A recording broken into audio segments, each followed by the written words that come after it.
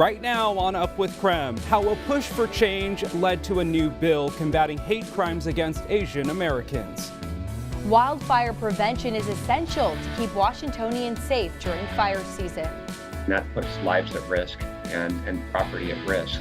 Why the DNR say they actually saw more people interested in cleaning up their land this year. It's a chilly morning here in the inland northwest, but we've got much needed rain on the way. I'll let you know when it arrives and how much you get.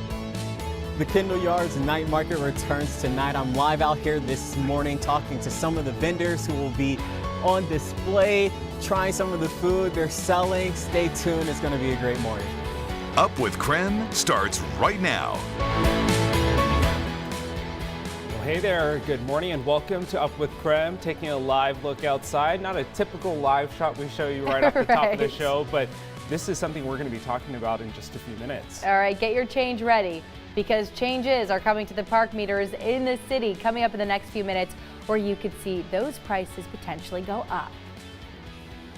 But first, we do want to get a check of our weather forecast with meteorologist Jeremy Legoo in the Outdoor Weather Center. Jeremy, when people step outside this morning, they will notice feels a little bit different than it did yesterday. Yes. Yeah, it is a bit colder. Temperatures are rising here in Spokane, but you don't have to go that far north to find yourself in sub-freezing weather. That's right, temperatures down below 32 degrees for some of you. And it's mainly in these blue shaded areas, but you got to get north of Interstate 90, Ritzville, Spokane, Coeur d'Alene. We're all sitting pretty mild this morning, and that's thanks to the cloud cover that's up in the atmosphere overhead. In Deer Park, now looking at temps climbing, so we are warming up as that cloud cover and moisture works its way in, but we are going to hang on to that freeze warning until about 8 a.m. So 2 more hours here.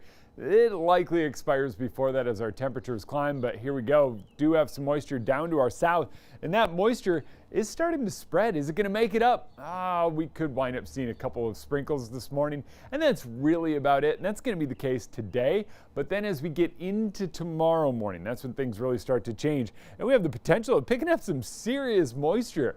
I can't say that without a bit of a smile about, a little relief from our ongoing drought here in the inland northwest. But we got to wait a day. For now, it's clouds. These clouds that build in, take over, and kind of stick around all day long. Mostly cloudy skies with temps topping out near 60 this afternoon. It's going to feel similar to yesterday. The reason?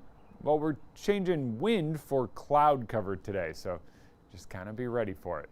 Tim, Dana Marie?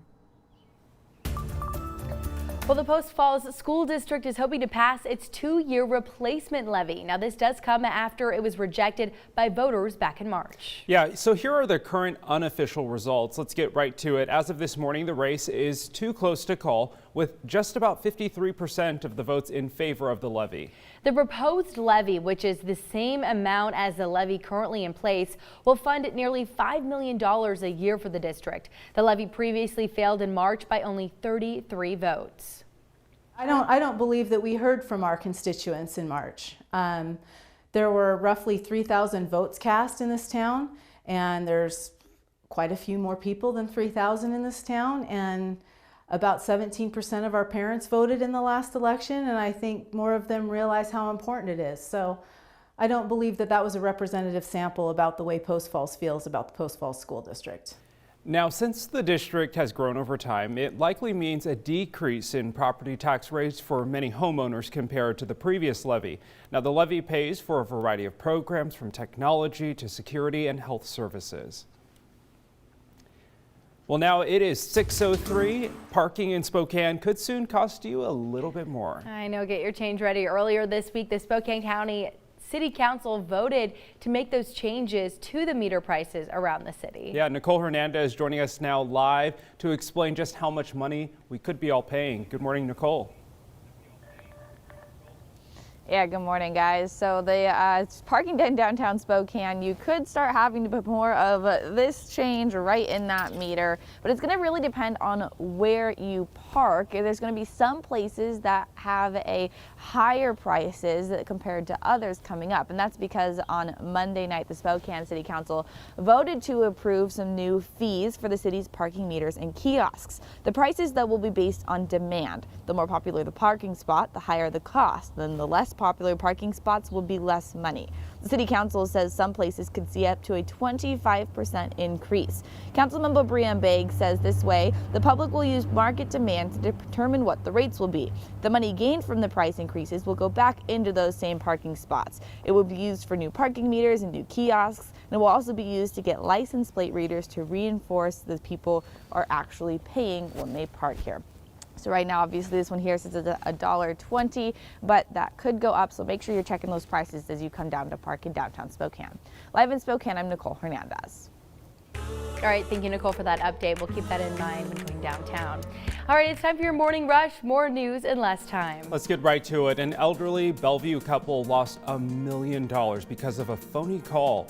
Investigators say scammers called the couple claiming they sent fake vaccines overseas and were going to be sued.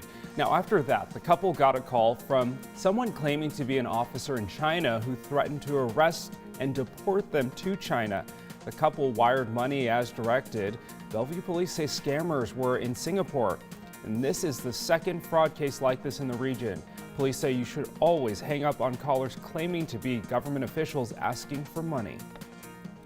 A 27-year-old man is facing a slew of charges after leading police on a high-speed chase through 3 counties. It was all caught on camera. Take a look. Troopers say the suspect blew a tire in Tacoma, then carjacked a Prius and headed north on I-5. When he got to Linwood, troopers say he somehow ended up on the wrong side of the freeway, going north on the southbound side. This is pretty intense video. He crashed into another car near Marysville before coming to a complete stop. The man tried to take off, but officers grabbed him. Troopers say he was under the influence. Amazingly, no one was hurt. Utility companies in Washington could soon start disconnecting power for people who haven't paid their bills. Power companies haven't been shutting off power since the pandemic started. Last week, the state's Utilities and Transportation Commission adopted a resolution to start disconnecting on July 31st. Now, the Los Angeles Times reports Amazon is in talks of buying MGM Studios and MGM's massive film and television library. Reports have circulated for years that the tech company has wanted to buy a big entertainment property to strengthen its streaming service. Sources say the purchase price is somewhere between $7 and $9 billion. Just chump change, right, Tim? Well, for the second time in 2 weeks, the Mariners have been held hitless. The Tigers' Spencer Turnbull pitched baseball's 5th no-hitter of the season at T-Mobile Park, striking out 9 and walking 2. That gives the M's the distinction of being just the 5th team in Major League history to be no-hit twice in the same month. Detroit wins it 5-0. The two teams go head-to-head again tonight at T-Mobile Park. And that's your morning rush. More news in less time. Let us know what's happening in your neighborhood by using the hashtag #UpWithKREM on social media.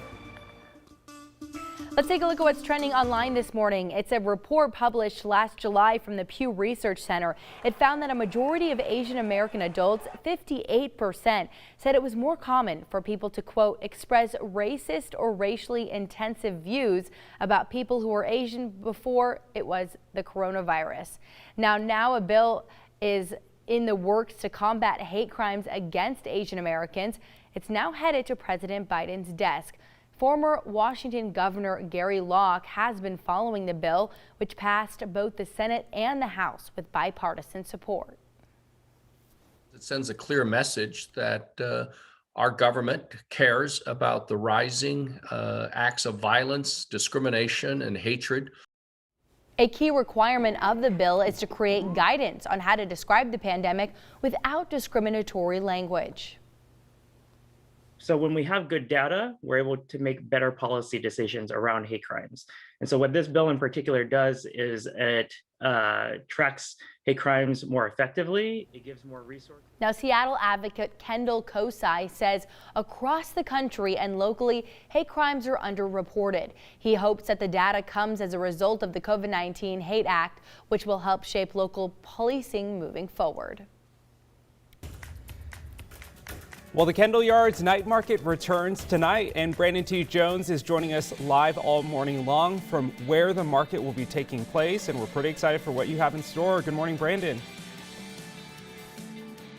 Good morning, everyone. Yeah, we're live out here at Kendall Yards. Night market is tonight. I got a couple special guests joining me this morning. We got the owner of Big Daddy's. We got the owner of John Doe. We'll have a conversation with them in just a few minutes, so stay tuned. Local businesses doing great things in the community. So great morning, and I'll toss it back to you. Oh, I am so excited for that. And it's shaping up to be a great evening. I'll let you know why coming up in your full forecast. Every Wednesday this month, we are celebrating Asian American Pacific Islander Heritage Month. And if you're wondering why we celebrate in May, it actually marks the anniversary of the completion of the Transcontinental Railroad. The nearly 2,000-mile stretch of track was completed on May 10th in 1869. It was the first continuous railroad line to cross North America, and the majority of those workers who laid the tracks were Chinese immigrants. One thing I love about my Vietnamese culture is the emphasis on hard work. My dad always said there are no shortcuts in life. Anything worth achieving takes hard work, and that's something that I bring every day to my role as anchor at KREM 2 News.